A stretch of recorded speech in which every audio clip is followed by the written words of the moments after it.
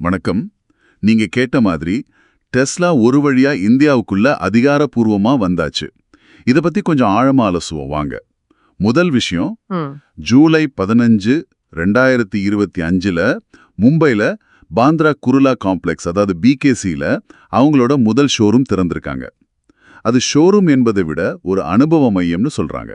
ஆமா, model Y SUV தான் முதல் அறிமுகம். ஆரம்பமே ஒரு பிரீமியம் மாடல் வச்சு தான் வந்திருக்காங்க. அந்த பிரீமியம் விலையில நல்லாவே தெரியுது இல்லையா? ஆமா, சுமார் 59 லட்சத்திலிருந்து 68 லட்சம் வரைக்கும் போகுது.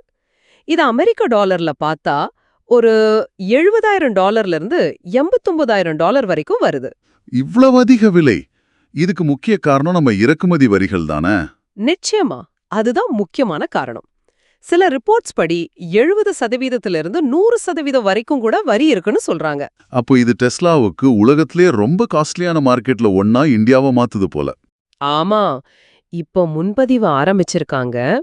டெலிவரி ஜூலை செப்டம்பர் குவார்ட்டர்ல தொடங்கும்னு எதிர்பார்க்கறாங்க. மும்பைல சூப்பர் சார்ஜர் வசதிகளும் வந்திருக்குன்னு கேள்விப்பட்டேன். ஆமா, அதுவும் இருக்கு, பிகேசி பக்கத்திலேயே. சரி, இந்த அதிக வரி ஒரு பெரிய பிரச்சனையா இருக்கும்போது அரசாங்கம் ஒரு புது பாலிசி கொண்டு வந்திருக்காங்கன்னு சொன்னாங்களே.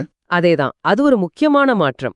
அதாவது $500 மில்லியன் மேல இங்க முதலீடு செஞ்சு 3 வருஷத்துக்குள்ள, ரொம்ப முக்கியம், 3 வருஷத்துக்குள்ள உள்ளூர்ல உற்பத்தியை தொடங்குற எந்த கம்பெனியா இருந்தாலும் அவங்களுக்கு எலக்ட்ரிக் வாகன இறக்குமதி வரிய வெறும் 15% குறைப்போன்னு ஒரு சலுகை கொடுத்திருக்காங்க. ஓ, 15%? இது பெரிய விஷயமாச்சே.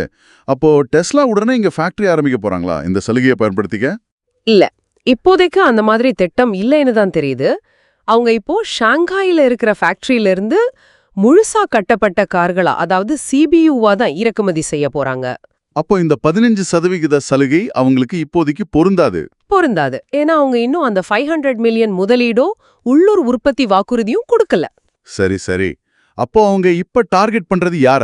அவங்களோட உடனடி இலக்கு இந்திய கார் மார்க்கெட்ல ஒரு சின்ன பகுதி தான். அதாவது அந்த பிரீமியம் சொகுசு கார் செக்மெண்ட். மொத்த கார் சேல்ஸ்ல இது ஒரு 4% இருக்கும். அப்ப இவங்க நேரடி போட்டி BMW, மெர்சிடிஸ் பென்ஸ், ஆடி மாதிரி பிராண்ட்ஸ் கூடவா? நம்ம டாடா மோட்டார்ஸ், மஹிந்திராவோட ஈவி மார்க்கெட்ல இப்போதைக்கு பெரிய தாக்கம் இருக்காதா? சரியா சொன்னீங்க. ஆரம்பத்துல டாடா மஹிந்திராவோட மாஸ் மார்க்கெட் ஈவி விற்பனைய டெஸ்லா நேரடியா பாதிக்க வாய்ப்பு ரொம்ப கம்மி. அவங்க விலை ரேஞ்சும் வேற, டார்கெட் ஆடியன்ஸும் வேற. ஆனா வேற மாதிரி தாக்கம் இருக்குமா? நிச்சயமா. இண்டஸ்ட்ரி அனலிஸ்ட்ஸ் என்ன சொல்றாங்கன்னா, டெஸ்லாவோட என்ட்ரி இந்தியால ஒட்டுமொத்தமா ஈவிக்கான தரத்தை உயர்த்தும். ஒரு பெஞ்ச்மார்க் மாதிரி அமையும். எப்படின்னு கொஞ்சம் விளக்க முடியுமா? அவங்களோட டெக்னாலஜி, அந்த பெரிய touch screen interface, auto pilot வசதிகள், அப்புறம் முக்கியமா அவங்களோட சூப்பர் சார்ஜர் நெட்வொர்க், இதெல்லாம் வாடிக்கையாளர்கள் மத்தியில ஒரு எதிர்பார்ப்பு உருவாக்கும். ஆமா, மற்ற கம்பெனிகளும் அவங்களோட தரத்தை உயர்த்த வேண்டிய ஒரு அழுத்தம் வரும் இல்லையா? அதேதான், ஒரு விதத்துல இது மார்க்கெட்டுக்கு நல்லது, விழிப்புணர்வும் அதிகமாகும்.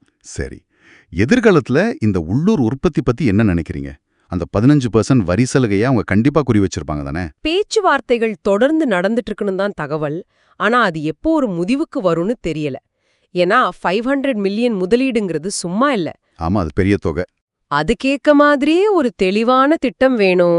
ஒருவேளை R&D சென்டர் ஆரம்பிக்கலாம், இல்லனா அசம்பிளி மட்டும் இங்க பண்ணலாம், இல்ல முழு உற்பத்தியும் கொண்டு வரலாம். அப்போ இப்போதைக்கு இந்த சிபியு இறக்குமதி ஒரு டெஸ்டிங் மாதிரி கூட இருக்கலாம், மார்க்கெட்டை புரிஞ்சிக்க. இருக்கலாம். பிராண்ட நிலைநிறுத்திட்டு சர்வீஸ் நெட்வொர்க் எல்லாம் செட் பண்ணிட்டு அப்புறமா பெரிய முதலீட்டுக்கு போகலாம். புரியுது. சரி, ஷோரூம்கள் மும்பையோட நின்னுடுமா இல்ல வேற நகரங்களுக்கும் பிளான் இருக்கா? இல்ல, அடுத்த கட்டமா டெல்லி, பெங்களூர், புனே இந்த நகரங்கள்லயும் ஷோரூம்கள், சர்வீஸ் சென்டர்கள் திறக்க பிளான் இருக்கு.